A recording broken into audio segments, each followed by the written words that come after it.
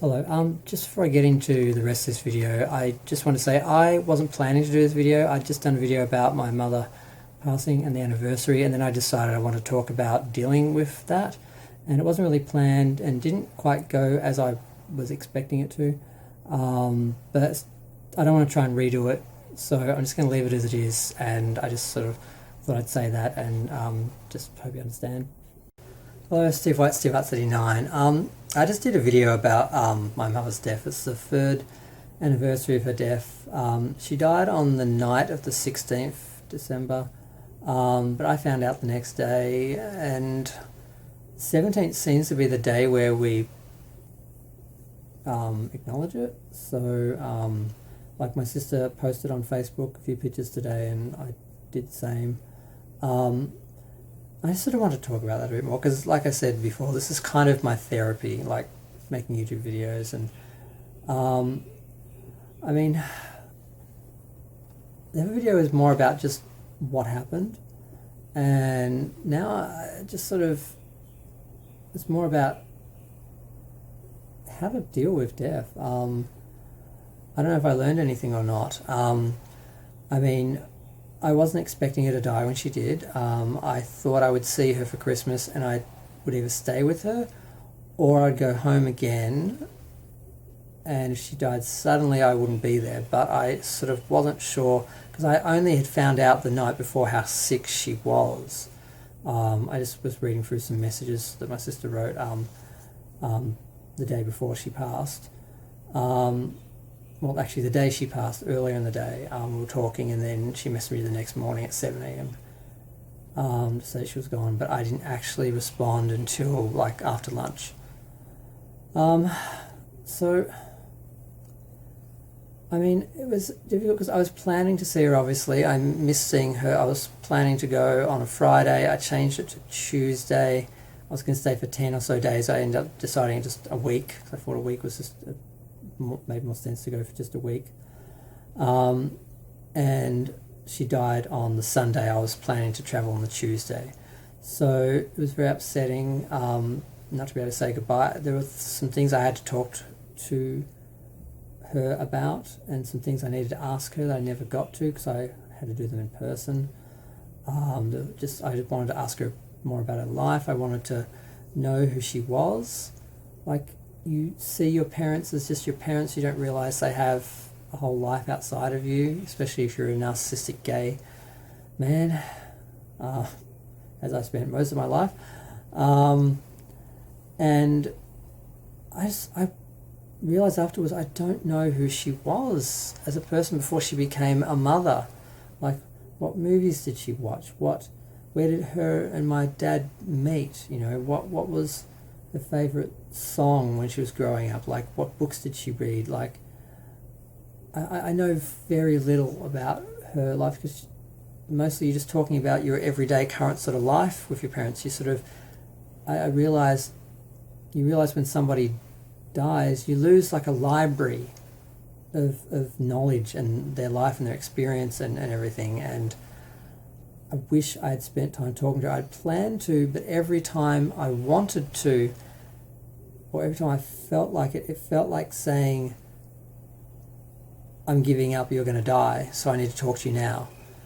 And I knew there'd come a point where it was just unavoidable, because my mum's, she had esophageal cancer, which is very quick, apparently, but she lasted almost 3 years. She was diagnosed in February and died December, like nearly 3 years later. So I sort of was like, well, I need to talk to her. I'm just going to wait until the end and talk to her then, because before that is like acknowledging, because her process seemed to be just deny that it's happening and just not talk about it, just not deal with it, but just not talk about it, not dwell on it. That's, you know, she was from that generation. They didn't talk about anything. They didn't talk about problems. And that's the way she very much was, just, but I put that off, and I regret that the most, because what I realised with my dad and what I realised with my mother is, I mean, people say death is final, but until you feel that finality in reality, it's like this giant steel trapdoor just dropping down, and you just can't get past it, you can't get around it, it's just there. And you really don't realize it until it happens. I mean, if you haven't had someone die, you don't know what I'm talking about. You might think you do, but you don't know. And that's one thing I wanted to say if anyone's listening to this is, do not wait.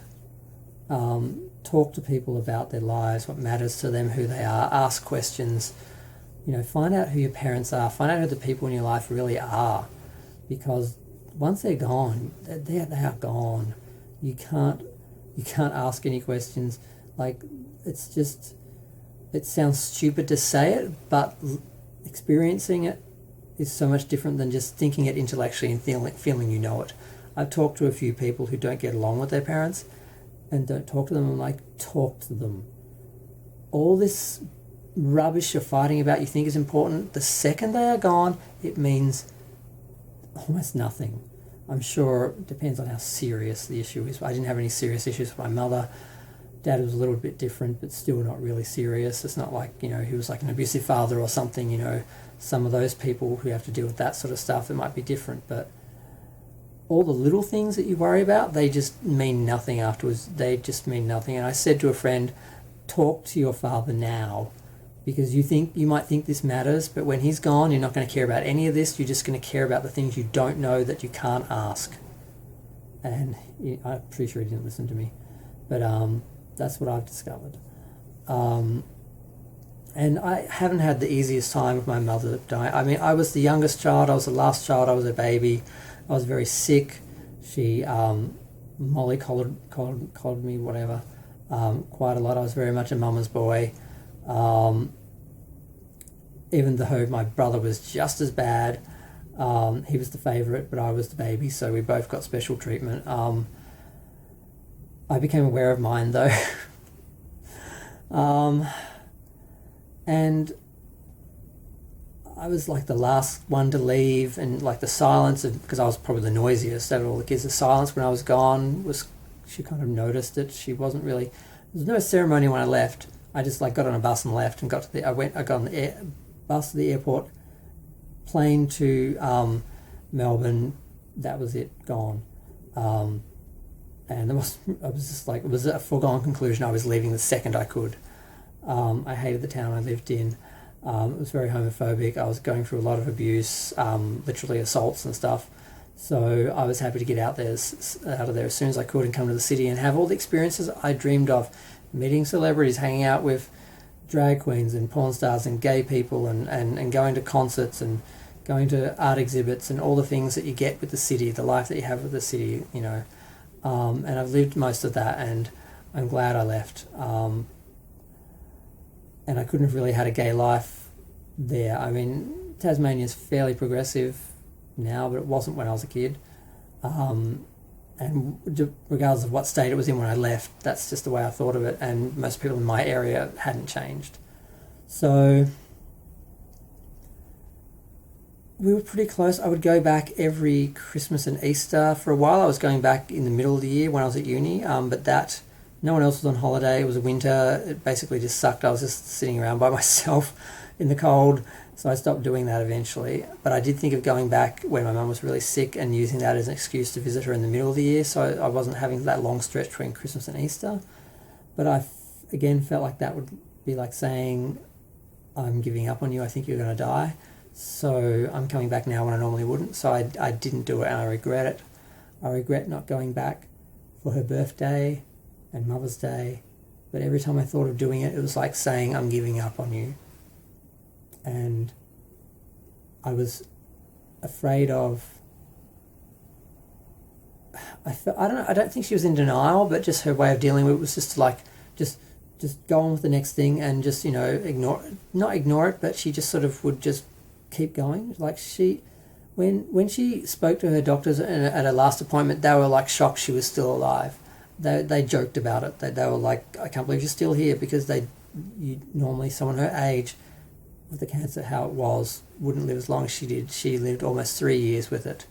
I wish she'd lived a few days longer. I wish she'd gotten to Christmas, but she had a much more peaceful death from her heart failure, from just that. She basically just went to sleep watching TV in the hospital bed. She was only supposed to be in hospital for a few days. Her there was problems with her blood. She had to have a transfusion. They waited for the Monday. I don't know why they didn't do it immediately. And she just went to sleep and died in her sleep, basically, like Rose in Titanic.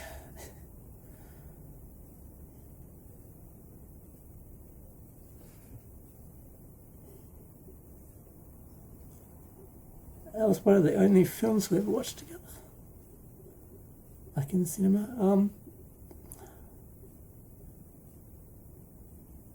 I'm a big movie buff, so we saw 3 films together, I think. But that was a big one, and we saw the documentary, the 3D one as well, that James Cameron did. And I remember when I was telling Mum about that, she's like, I don't want to see 3D, because last time she saw 3D, it was still like, the red and blue glasses from like the 60s or something. So she didn't realise how the technology had improved, and she was quite shocked by, especially the end. If you've seen that film, when they have the ship going down, they've got photos of all the real people who died, like coming out like as objects at you from the screen, and she was quite amazed by it. 3D technology. But we saw Titanic together because she visited a couple of times Melbourne, and we went to I saw you know what, I'm just going to keep them to myself. We saw a couple of films, but I saw one with one friend, and then 2 we saw together because they were sort of big epics. I thought, well, if you're going to see a film on the big screen, because we went to the Astor Theatre, which is kind of special, they show old films, we should see some sort of big epic film. So we saw a big epic film, and then we saw Titanic there as well. Because she hadn't seen it in the cinema, because there was a cinema in the city near us, but there was always too much hassle to really go to. She just watched, TV and DVDs and that. But yeah, I don't know, I just wanted to talk about just grief. Just, it's really like, it hits you at times like that. Every now and again I'll be doing something, and I'll think about something, and it's like that, just boom. Other times you just go long periods of time, and I mean, I heard Dr. Phil once say, it's like one day you will remember the good times first, you'll smile about them, and then remember the sad things. That just the way you sort of process it over time, it does get better, assuming you progress and do things. Like, time itself doesn't heal any wounds, but what you do in that time. And just, there's so many times I'll be thinking about things, and I'll be thinking about how I'll tell Mum about it, because she was the person I always talked to whenever there was just anything. And I always thought of myself as a very independent person. I left home when I was 17. I lived by myself. I was a bit of a loner, but I always sort of was by myself. But I always had her to talk to whenever anything happened, to share, or anything bad. I always had her to talk to, so I was never really alone. And that was the reality of her death, was that now you are actually alone, and realizing that, in life we are alone. We sort of, we're born alone, we die alone, that sort of thing. And that was just you can think you know things, you can think you understand it intellectually. It's not until you actually live it that you realize what that really is like. And not having that person to just call, like, God, just the other day, I opened something I bought ages ago from eBay, and it's something that I'd sort of, a toy I wanted as a kid or something, and I was just looking at it, and I just wanted to, like, tell Mum about it, because I remember when I was a kid wanting it and probably complaining to her that I didn't have it, and just not being able to share stuff with her. And, like, there is no Christmas now. There is no Easter. I don't talk to my family, really. When I left, there was a collective sigh of relief, because I never fit in with my family, and I was just that problem that they just always had to deal with. And what the only probably good thing about my mother dying was they knew they wouldn't have to see me again, because the only reason why I would see them at Christmas and Easter and that was because I'd go to visit Mum, and I was part of the package. They had to invite her and me. Sadly, this didn't last to the end of her life. The last couple of years we had Christmas alone because there was a fight with a family member, and we used to have dinners together, and they started having their own dinners and not inviting Mum or me, because I don't know if they invited her and she wouldn't go without me, or if they didn't invite her because they knew either way, we spent the last couple of Christmas and Easters having our own little dinners. And some people were like, oh, we didn't realise you were alone, we would have invited you. Whatever. Say that after the fact. I'm bitter about stuff. I'm not going to pretend I'm not. And that may not be rational. But as you can see, I haven't really talked about this to anyone, which is why I'm sort of doing my sort of YouTube therapy. But I wasn't expecting to cry about that. I mean, ironically, I was watching some Titanic stuff.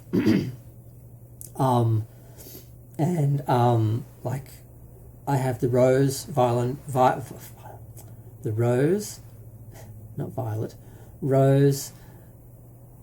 vinyl porcelain doll, and I have a bunch of her costumes, and I hadn't tried them on the doll, and I was looking at them and I was going to actually try them on the doll, because I had a lot of stuff that I hadn't opened. I sort of turned into one of those collectors who didn't open stuff, and because you don't want to ruin it. And I'm like, for God's sakes, you could die tomorrow, just enjoy them. And I was going to I'm going to have a Titanic day, and I'm going to dress the doll up in all the different outfits.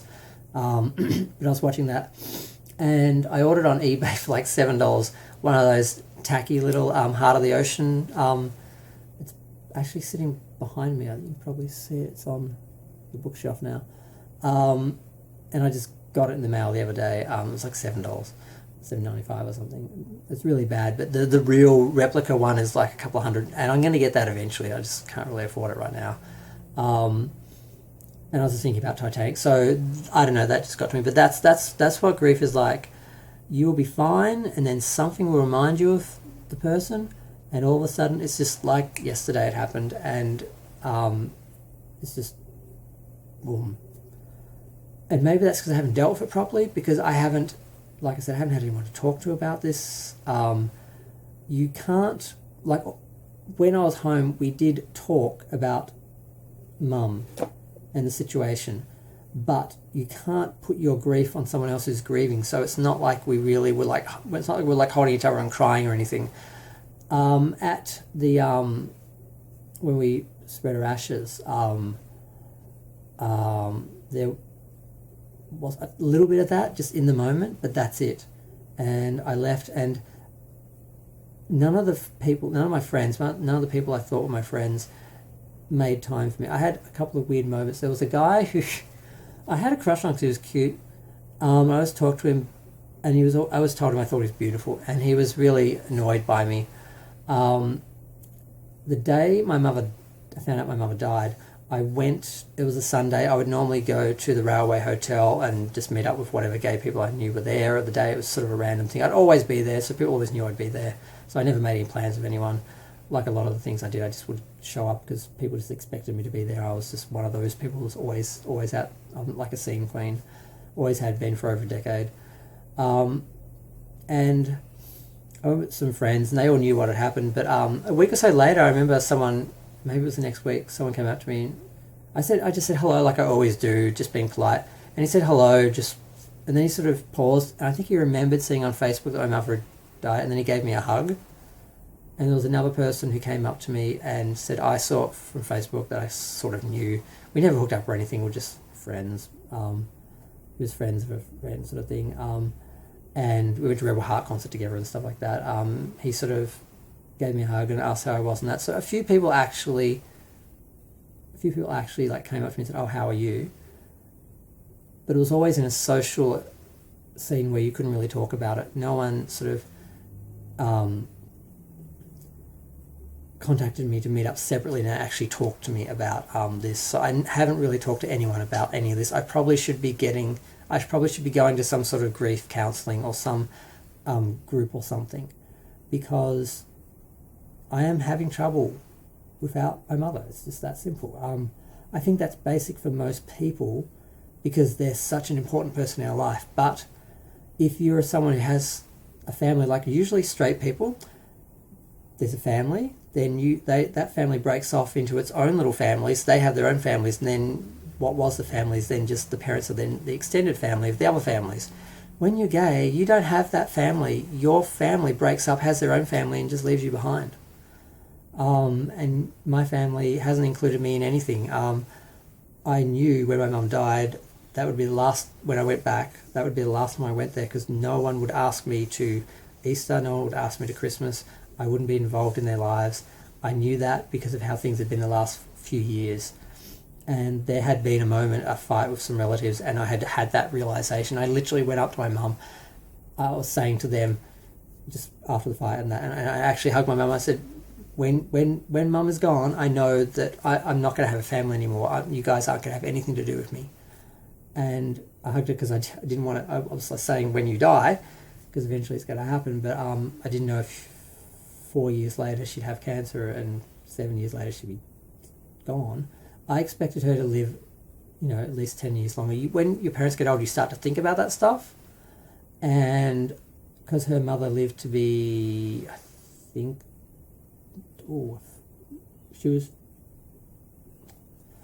I thought my mum would live till 90, basically. She didn't get to 80.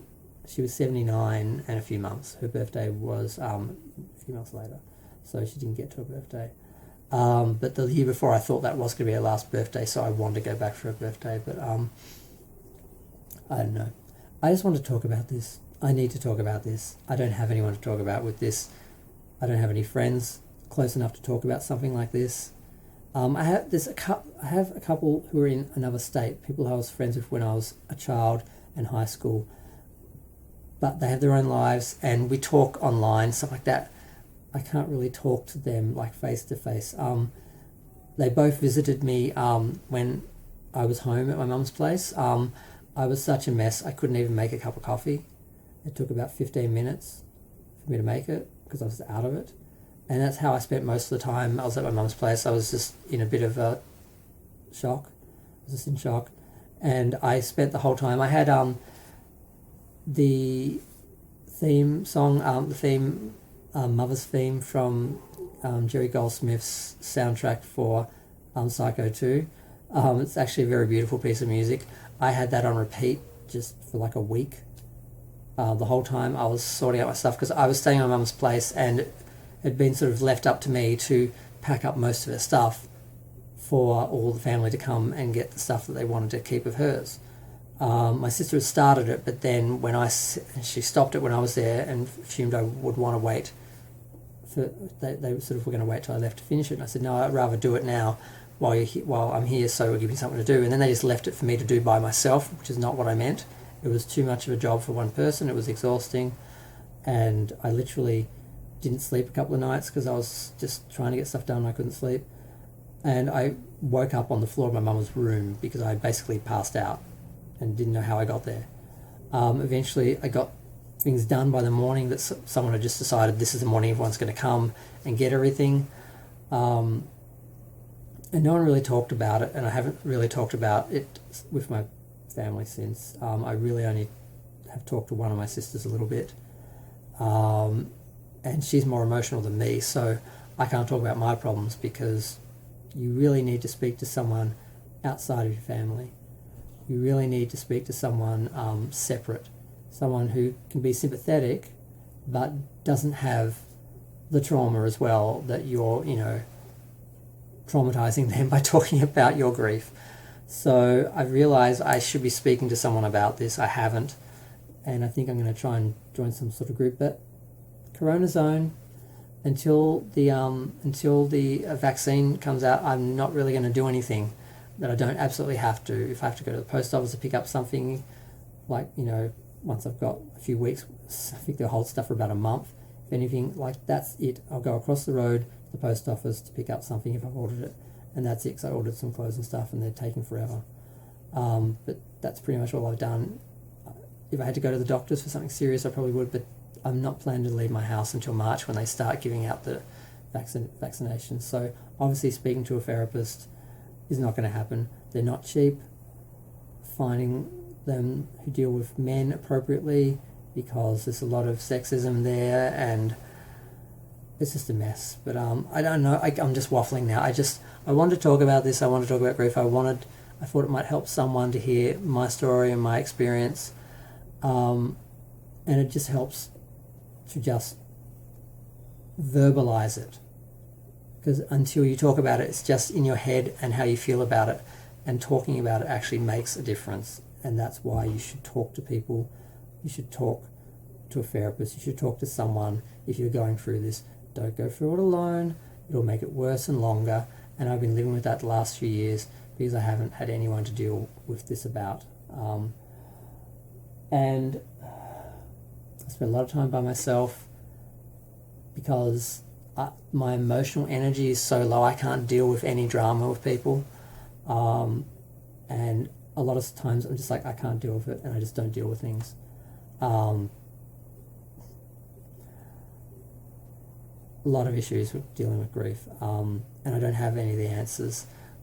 I'm just sharing my experience and telling anyone who's listening, don't deal with it by yourself. Speak to someone, and not necessarily someone in your family, because not only are they going through their own grief, but they also can't be objective about some things. And sometimes you need someone from outside your family to tell you that's wrong, that shouldn't happen. We have these dynamics in our families that dictate how people react to things, and often it's not what you need. So I guess that's just what I want to say. I just wanted to talk about my experience, and maybe if someone listens to it who's just gone through this, it might help them to decide to actually speak to someone like I should have, and probably will in the near future. I've seen TV shows and movies where people have groups that they talk about, and it's like losing someone to cancer or something like that, and I was imagining something like that, but no one introduced me to anything. I didn't come across anything. I looked briefly, I couldn't find anything, certainly not in my area, and I just sort of thought I can deal with this. And it's just weird, because my mother lived in another state. I can't believe I've talked this long. Because my mother lived in another state and I would only see her a couple of times a year, I think in my mind she's still in Tasmania, and life hasn't really changed. My day-to-day life hasn't changed, except I don't call her. So it's only when I sort of think to call her that I sort of feel like she's gone. The rest of the time I feel like she's still back, and her ashes are on top of Mount George. She's looking over the town. She's looking over my family that lives there. But I don't know. I just wanted to talk about this, and I have. I'll probably make a couple more videos in time. I want to make a video about my father. I want to make a video about just some issues. Thinking about this, some issues came up. I'm like, I want to talk about each of those things separately. But I'm going to try and keep it shorter next time. But I'm going to go. Feel free to share, like, comment, subscribe. If you think someone might actually get something out of this, please share it. Otherwise, just thank you for listening. If you ever had a counsellor or therapy, they basically just sit and nod. So I just imagine out in the audience, you're like sitting and nodding, and that's all I need at the moment. But I'm going to look into something more. But thanks. Bye.